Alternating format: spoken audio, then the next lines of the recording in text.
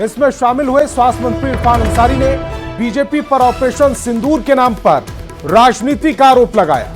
इरफान अंसारी ने कहा कि जब से प्रधानमंत्री नरेंद्र मोदी ने कहा है कि उनके खून में सिंदूर है, तब से वे मैं सदमे में हूं। अगर प्रधानमंत्री के खून में सिंदूर मिलता तो वे इसकी जांच कराएंगे और सिंदूर पाया जाता है तो इसका इलाज कराएंगे। इरफान अंसारी ने कहा है कि वे चाहेंगे कि प्रधानमंत्री 100 साल से अधिक जिएं, लेकिन अगर ब्लड में सिंदूर मिलता है तो यह हानिकारक है। देश के प्रधानमंत्री से बोलूंगा, आपने बीकानेर में जो भाषण दिया कि आपके खूनों में सिंदूर है, जब से आपने भाषण दिया मैं इरफान अंसारी सदमे में हूँ। स्वास्थ्य मंत्री सदमे में है और मैं जानना चाहता हूँ कि आपके खून में सिंदूर कैसे गया। अगर सिंदूर मिलता है ब्लड में जांच कराऊंगा, सिंदूर पाया गया तो इलाज कराऊंगा, क्योंकि आपको रखना जरूरी है देश में। हम चाहेंगे कि आप 100 साल जिए और सिंदूर ब्लड में घुस गया तो ये हानिकारक है, ब्लड के लिए हानिकारक है। इसलिए हम जांच करेंगे और जांच में अगर रिपोर्ट पाया गया सिंदूर तो इलाज। और इरफान अंसारी के इस बयान पर सियासत तेज है। न्यूज 18 भी कई सवाल पूछ रहा है। हार क्यों नहीं मान रहे इरफान अंसारी? बड़ा सवाल है। इरफान अंसारी हार क्यों नहीं मान रहे? प्रधानमंत्री पर इरफान के हमले क्यों जारी? नस में सिंदूर दौड़ने का मजाक क्यों उड़ाया जा रहा है? क्या प्रधानमंत्री पर हमला कर बड़ा नेता बनना चाहते हैं इरफान अंसारी? नस में सिंदूर दौड़ने का मजाक आखिरकार इरफान अंसारी ने क्यों उड़ाया? क्या प्रधानमंत्री को टारगेट करना चाह रहे हैं? प्रधानमंत्री पर हमला करके बड़ा नेता बनने की कोशिश की जा रही है इरफान अंसारी की तरफ से? ये तमाम बड़े सवाल अब उठ रहे हैं।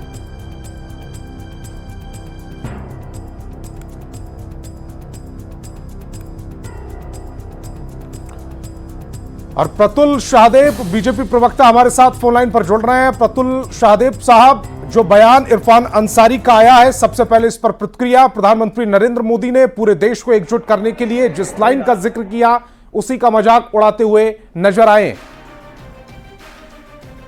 तो ये कोई नया चीज नहीं है। इरफान अंसारी जी ऐसे विवादित बयान देकर टीआरपी बटोरने में लगे रहते हैं। एक बार इन्होंने आदिवासियों का मजाक उड़ाया था। आप सोचिए, एक आदिवासी महिला विधायक थी जामा से, सीता सोरेन जी, जो गुरुजी के परिवार की बहू थी, उनकी तुलना रिजेक्टेड माल से कर दी थी इन्होंने। और बाबूलाल मरांडी जी के बारे में बोलते हुए कहा था कि भाई आदिवासी इतना तेज कैसे हो सकते हैं। जिनका पुराना चोली दामन का रिश्ता रहा विवादों से। जब प्रधानमंत्री जी के सुरक्षा में पंजाब में चूक हुई थी तो उस समय इरफान अंसारी ने कहा कि उनको पंजाब भेज देना, अगर वो देश में असुरक्षित है तो इनको पाकिस्तान भेज दीजिए, टिकट मैं दूंगा। और अभी सिंदूर वाला उनका बयान आया। देखिए, ऑपरेशन सिंदूर ने पूरे देश को बता दिया कि आतंकवाद के खिलाफ हमारा नया नॉर्मल क्या है। पूरा ऑल पार्टी डेलीगेशन पूरे विदेशों में जाकर हमारी जो कूटनीतिक रही है या जो हमारी राजनीति रही है इस मुद्दे पे, या हमने जिस तरीके से मारा है पाकिस्तान को और टेरर के प्रति भारत का क्या नया नॉर्मल, इसको बताने में लगे हैं। उसके बाद इरफान अंसारी जैसे लोग अगर ऐसे अमर्यादित बयान देते हैं, वो भी देश के प्रधानमंत्री के बारे में, तो मुझे लगता है ये कतई बर्दाश्त योग्य नहीं है और इनको अपने कुकृत्य के लिए माफी मांगनी चाहिए। वैसे ये कोई नई बात नहीं है, ये हमेशा ऐसे ही कभी कहेंगे कि आप कह रहे हैं कि सुर्खियों में बना रहना चाहते हैं, लेकिन हमने जब अभी इनसे संपर्क करने की कोशिश की, इस बयान को लेकर बातचीत करने की कोशिश की, तो इनका फोन स्विच ऑफ आ रहा है। इरफान अंसारी का फोन स्विच ऑफ है इस बयान के बाद। अब मैं आपसे यह समझना चाह रहा हूं कि प्रधानमंत्री पर कई बार हमले करते हुए इरफान अंसारी को देखा गया, उनको टारगेट करते हुए देखा गया है। क्या प्रधानमंत्री नरेंद्र मोदी को टारगेट कर अपनी राजनीतिक जो धुरी है उसको बड़ा करना चाह रहे हैं? ये क्या प्रधानमंत्री नरेंद्र मोदी को टारगेट कर अपने आप को बड़ा नेता जाहिर करने की कोशिश है?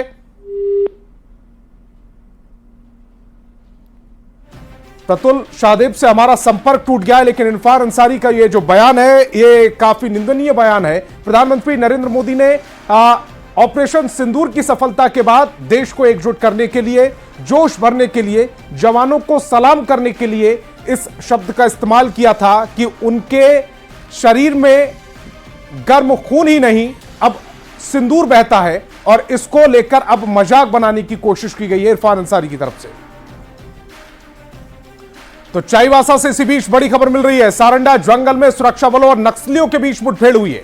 सर्च ऑपरेशन के दौरान यह मुठभेड़ हुई। चाईबासा के एसपी राकेश रंजन ने इसकी पुष्टि की है। बड़ी खबर इस समय आपकी टेलीविजन स्क्रीन पर। चाईबासा से बड़ी खबर, जहां सारंडा जंगल में सुरक्षा बलों और नक्सलियों के बीच मुठभेड़ हुई। सर्च ऑपरेशन के दौरान यह मुठभेड़ हुई। चाईबासा के एसपी राकेश रंजन ने इसकी पुष्टि की है, इसकी जानकारी दी है। बड़ी खबर इस समय चाईबासा से आप तक पहुंचा रहे, जहां सारंडा जंगल में सुरक्षा बलों और नक्सलियों के बीच में मुठभेड़ हुई है। सर्च ऑपरेशन के दौरान यह मुठभेड़ हुई। चाईबासा के एसपी राकेश रंजन ने इसकी जानकारी दी, इसकी पुष्टि की है। और रूपेश प्रधान हमारे संवाददाता ज्यादा जानकारी के साथ फोन लाइन पर जुड़ रहे हैं। रूपेश, नक्सलियों के साथ एक और मुठभेड़, इसमें नक्सलियों को कितनी क्षति पहुंचाई गई है सुरक्षा बलों की ओर से? जी, अभी तो इस मामले में पुलिस द्वारा खुलासा नहीं किया गया है और ये सारंडा जंगल जो है वो यहाँ पर भाकपा माओवादी के जो सक्रिय इनामी नक्सली हैं, शीर्ष नक्सली हैं, उनके खिलाफ लगातार सर्च ऑपरेशन चलाया जा रहा है और इस दौरान आज सर्च ऑपरेशन के दौरान मुठभेड़ हुई है। हालांकि ये काफी सुदूर क्षेत्र में स्थित है, तो पुलिस अभी ये जुटाने की कोशिश कर रही है कि इसमें पुलिस को, सुरक्षा बलों को क्या उपलब्धि हासिल हुई है। और एसपी ने हालांकि इस मुठभेड़ की पुष्टि की है और आगे सर्च ऑपरेशन जारी है और इसमें क्या सफलता मिली है अभी जारी है। सर्च ऑपरेशन अभी किया जा रहा है और जो मुठभेड़ है उसकी पुष्टि एसपी की ओर से की गई है। रूपेश प्रधान, आप हमारे साथ जुड़े, आपका बहुत बहुत शुक्रिया।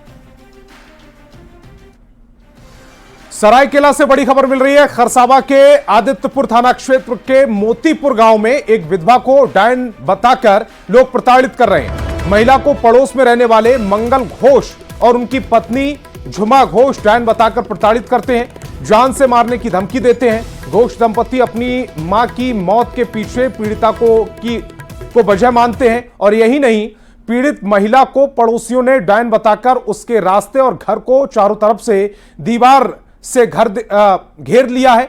पीड़ित महिला घर से बाहर नहीं निकल पा रही है। घोष दंपति की बातों में आकर गांव में कई अन्य परिवार भी महिला को डायन मानने लगे हैं। इस कारण महिला के घर से आना जाना बंद हो चुका है, उससे बात तक नहीं की जा रही है। इस मामले में पीड़िता ने सरायकेला खरसावा के डीसी कार्यालय और एसपी के पास लिखित शिकायत दर्ज कराई। जिला कार्यालय से आदेश मिलने पर गमरिया सीओ कार्यालय आदित्यपुर पुलिस पीड़िता के पास पहुंची और बयान लिया। पूरे मामले की जानकारी मिलने पर कोल्हान में डायन प्रथा उन्मूलन के लिए काम करने वाली पद्मश्री छुटनी महतो भी पीड़िता के घर पहुंचे। जो उनका जमीन को हड़पने के लिए जहाँ वो मकान बनाई है, लेकिन वो भी तो मंगल गोस्वामी का नहीं है और ना इनका है। ये लोग कौन भी झोपड़ी बना के है, उसका पास पैसा है, वो बिल्डिंग बनाया है, लेकिन जमीन तो है वन विभाग का है। अगर वो रास्ता नहीं खोल देगा तो सोच लो ये छुटनी वन विभाग का ऑफिस जाएगा लिखित देने के लिए, वो हमारा पेड़ में, ताकि ये सही हमको विचार होना चाहिए। डायन बोलता है, हाँ, घेर दिया वो। क्या हाँ। क्यों डायन बोलता है? कुछ हुआ था घटना क्या? ना तो कुछ नहीं हुआ, तो फिर डायन बोलता है उसका माँ मर गया ना हाँ। बीमारी से, अच्छा, तो मर गया तो बोलता है तुम खा मेरा माँ को। अच्छा, हाँ, वही तो आप डायन कर दिए इसलिए मर गया। हाँ, डायन करके मर गया। तो अब ये दीवार लगा के आपको निकलने का रास्ता नहीं दे रहा है? नहीं दे रहा है। और ऐसे में अब न्यूज 18 के कई सवाल हैं। आधुनिक दौर में भी डायन बेसाही वाली कुप्रथा क्यों चल रही? लोग इस पर विश्वास क्यों कर रहे हैं? आरोप लगा देने से कोई महिला डायन कैसे हो जाएगी? जड़ से कब खत्म होगी ये डायन कुप्रथा जो अब समाज के लिए चिंता का सबब बनी हुई है?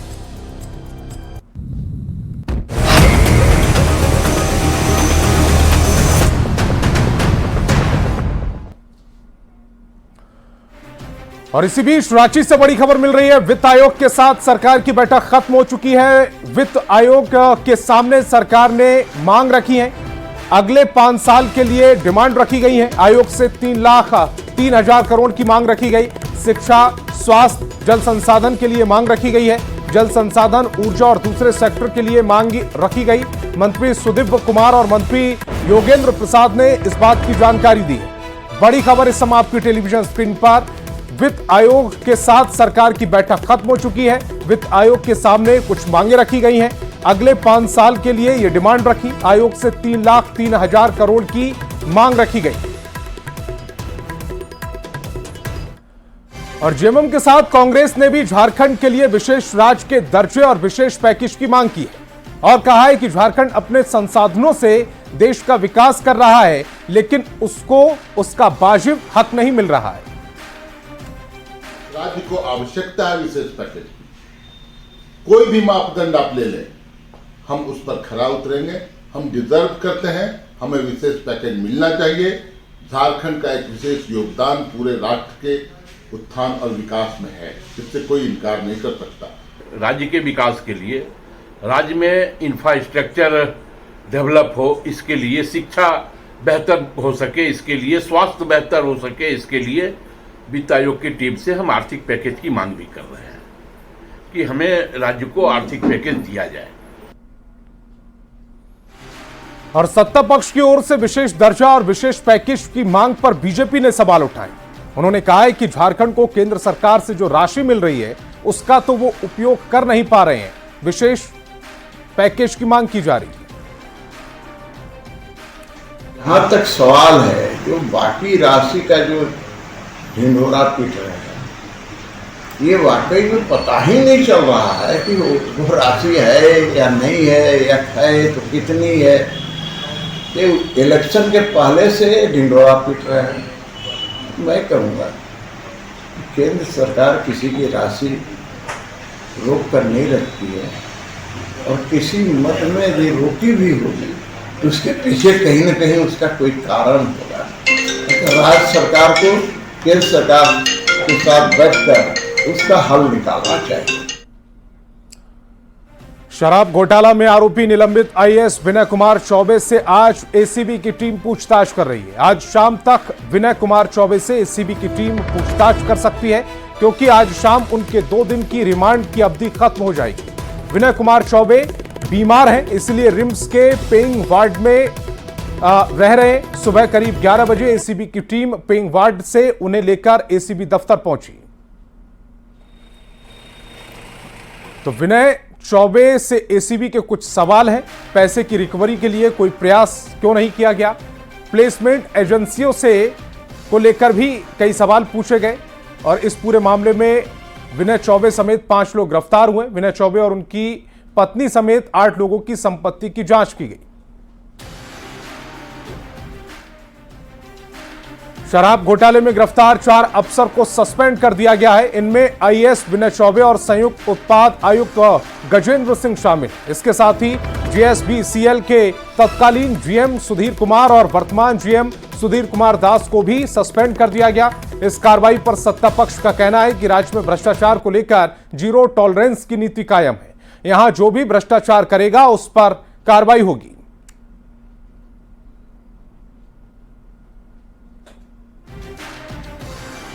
आप छवि रंजन और पूजा सिंघल तक जाके ही रुक गए।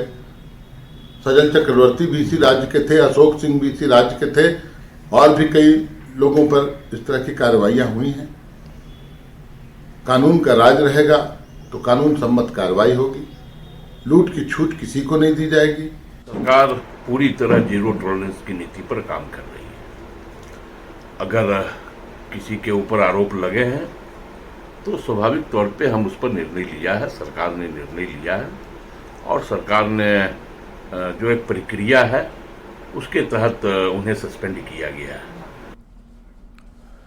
कोविड के केस बढ़ने की आशंका को देखते हुए देवघर में स्वास्थ्य विभाग पूरी तरह तैयार है। सदर अस्पताल में इसे लेकर खास तैयारी की गई है। सिविल सर्जन ने बताया कि कोविड के नए वेरिएंट से निपटने के लिए isolation ward, oxygen plant, concentrator और दूसरी व्यवस्था को दुरुस्त किया जा रहा है। इसी के साथ अस्पताल में एंटीबायोटिक के साथ दूसरी दवा का भी स्टॉक मौजूद है। सभी अस्पताल के साथ सीएचसी में कोरोना संक्रमितों की वीटीएम किट से सैंपलिंग करने को कहा गया है। सैंपल की जांच एम्स में की जाएगी।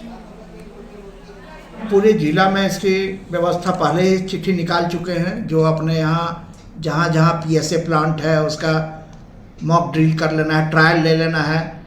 जितना भी ऑक्सीजन कंसंट्रेटर है वो सही ढंग से काम कर रहा है कि नहीं वो देख लेना है, और जो ऑक्सीजन पाइपलाइन है उसको भी देख लेना है।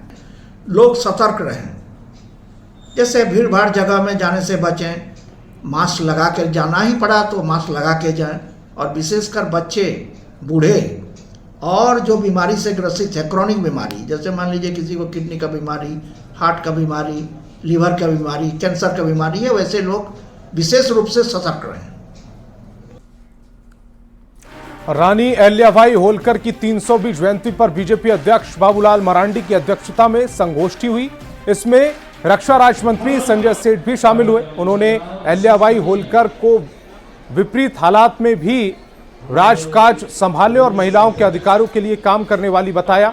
इस कार्यक्रम में वीडियो कॉन्फ्रेंसिंग से बीजेपी के राष्ट्रीय सह संगठन महामंत्री शिव प्रकाश भी जुड़े। यही तो अहिल्याबाई होलकर का प्रेरणा है। और आज का दिन इसलिए और शुभ कि हमारे 17 महिला भारतीय नौसेना में पासिंग आउट परेड की थी। 17 महिला, यही प्रेरणा प्रधानमंत्री नरेंद्र मोदी जी लेकर आज बेटी बचाओ, बेटी पढ़ाओ, बेटी बढ़ाओ। अहिल्याबाई होलकर अपने सांस्कृतिक विरासत, धार्मिक धरोहरों और परंपराओं के प्रति कितना समर्पण के साथ कार्य की है, इसका इतिहास है और उस इतिहास को हम सबको स्मरण रखना चाहिए। अब बात सीएम हेमंत सोरेन के चारधाम यात्रा की। मुख्यमंत्री हेमंत सोरेन अपने पूरे परिवार के साथ उत्तराखंड के दौरे पर हैं। आज सीएम हेमंत सोरेन अपने पूरे परिवार के साथ बद्रीनाथ धाम पहुंचे। तस्वीर भी देख पा रहे होंगे। यहां मंदिर प्रबंधन ने उनका भव्य स्वागत किया। सीएम ने यहां वेद पाठ के साथ विशेष पूजा अर्चना की। उसके बाद सीएम ने मंदिर परिसर की व्यवस्था को देखा, साथ ही देवभूमि में आध्यात्मिक वातावरण का अनुभव भी किया। इसके पहले सीएम हेमंत सोरेन अपने पूरे परिवार के साथ केदारनाथ धाम की यात्रा पर गए। यहां मुख्यमंत्री ने राज्य और देश की खुशहाली की कामना के साथ केदारनाथ में भगवान शिव की पूजा अर्चना की। वो तस्वीर भी सम आपकी टेलीविजन स्क्रीन पर। और अब आपको सीएम हेमंत सोरेन की चारधाम यात्रा की 2 तस्वीरें एक साथ दिखाते हैं। पहली तस्वीर बद्रीनाथ धाम की है। भगवान के दरबार में पूरे परिवार के साथ सीएम हेमंत सोरेन पहुंचे थे। केदारनाथ की भी तस्वीर आप देखते चलिए। केदारनाथ में भी पूरे परिवार के साथ सीएम हेमंत सोरेन पहुंचे और दोनों ही तस्वीरों में जो चेहरे पर खुशी सीएम हेमंत सोरेन के साफ तौर पर देखी जा रही है।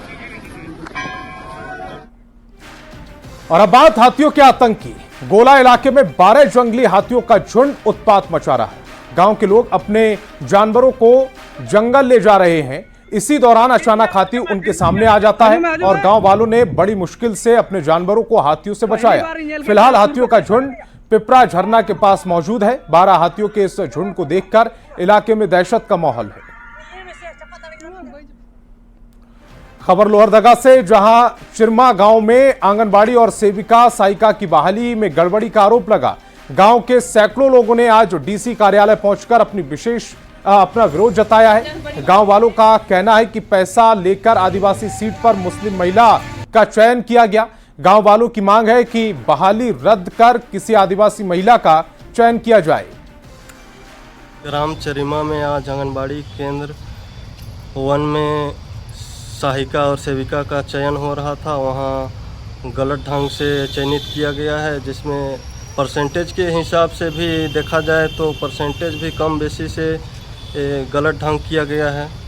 हम लोग यही मांग करने आए हैं कि हम लोग आंगनबाड़ी चुनाव हो रहा था सेविका और सहायिका का, तो उसमें सीट है एसटी का और उसमें एमडी ओबीसी सबको डाल के मतलब अलग तरीका से वो लोग चुनाव करके चयनित कर दिया गया है। उसका विरोध के लिए हम लोग आए हैं। उसके मतलब हम लोग को चाहिए कि एसटी सीट है तो हम लोग का चुनाव होना चाहिए। अब खबर गुमला से, जहां सैकड़ों रसोइयों ने अपने बकाये मानदेय के लिए भुगतान की मांग को लेकर जिला शिक्षा पदाधिकारी के कार्यालय के सामने प्रदर्शन किया। इनकी मांग है कि रसोइया संयोजिका को न्यूनतम वेतन दिया जाए। संयोजिका और अध्यक्ष को भी रसोइया की तरह मानदेय मिले। 60 साल की उम्र की बाध्यता खत्म की जाए और नौकरी के दौरान मौत होने पर आश्रितों को मुआवजा मिले। जो बकाया मानदेय है उसको जल्द से जल्द भुगतान किया जाए। जितना भी बकाया है, जितने दीदी लोग का बकाया मानदेय है उसको भुगतान करने का मांग किए थे। हम लोग जिस दीदी का 60 साल हुआ है, क्योंकि हम लोग इतना देर से काम करके आए हैं। 2004 से 20 पैसा 25 पैसा में हम लोग पहले हम लोग 3 महीने तक फ्री में काम किए। उसके बाद में हम लोग 20 पैसा 25 पैसा मिलता था, रूप हम लोग दिए। तो हम लोग का मांग उम्मीद है कि पूरा होगा। यही मांग को लेकर के आज हम लोग यहाँ पर डीएसी कार्यालय में तालाबंदी करने के लिए आए थे, लेकिन हम लोग तालाबंदी नहीं किए। और धनबाद की उपायुक्त रही माधवी मिश्रा का भले ही धनबाद से ट्रांसफर हो गया हो, पर लोगों के दिलों में वो आज भी है। ट्रांसफर होने की सूचना पर टुंडी लालमड़ी वृद्धा सेवा आश्रम में रहने वाले बुजुर्ग माधवी मिश्रा के आवास पहुंचे। बुजुर्गों ने निवर्तमान डीसी माधवी मिश्रा से मुलाकात की, गुलदस्ता देकर शुभकामनाएं दी। इस दौरान सभी लोग भावुक नजर आए। दरअसल डीसी रहते हुए माधवी मिश्रा वृद्धा आश्रम पहुंचती रहती थी और हर पर्व त्योहार में लालमड़ी वृद्धा सेवा आश्रम एवं सबलपुर स्थित ओल्ड एज होम में रहने वाले बुजुर्गों से मुलाकात करती रहती थी। तो इस बुलेटिन में फिलहाल